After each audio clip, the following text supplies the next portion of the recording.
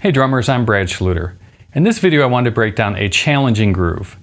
I received an email from Drumeo today in which they announced the release of Todd Sucherman's new masterclass on rock drumming. As part of that, they linked to a video with a pattern they called the impossible drum lick, or the nearly impossible drum lick. So the basic idea is to break things down limb by limb and then to pair up limbs in different ways. The first thing I did was learn the bass drum pattern. The bass drum pattern is essentially a shuffle. Now this whole pattern is based on triplets and it has a very shuffle feel, largely because of that bass drum pattern. The bass drum's playing 1 and a, 2 and a, 3 and a, 4 and a. And the hi-hat is closing on each of those uhs.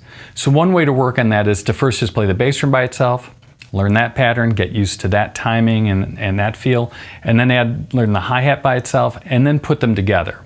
That may be harder than you think. Now I've done that pattern before, so that one actually came pretty quickly for me. The other two patterns that what the hands are doing are much stranger.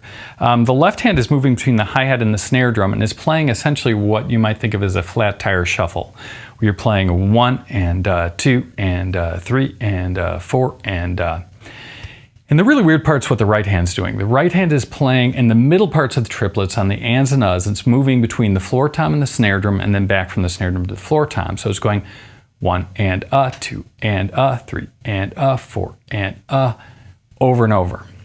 So to get the hands together, what I did was I just tried to play it all on the snare drum, and that was hard enough. With the left hand moving back and forth between the hi-hat before I added the floor tom. The floor tom was, that took a good 5-10 minutes or whatever to kind of get that down. Actually layering the patterns on top of each other wasn't that hard, mainly because I'd kind of done that foot pattern before. So I was able to kind of not think about that and just see how the hands lined up with that. So now I'm going to demonstrate the full pattern as I have it so far.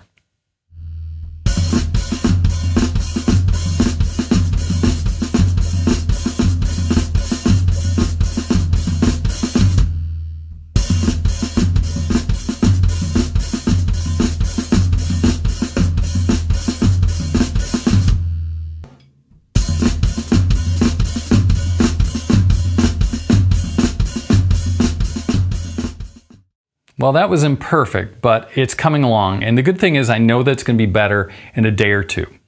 Partly because your muscle memory is partly programmed while you sleep. So if you ever worked on a pattern and struggled to get it and then come back to the drums the next day and you sit down and it's sort of there already, that's a lot of basically your body processing all that information that you programmed the day before.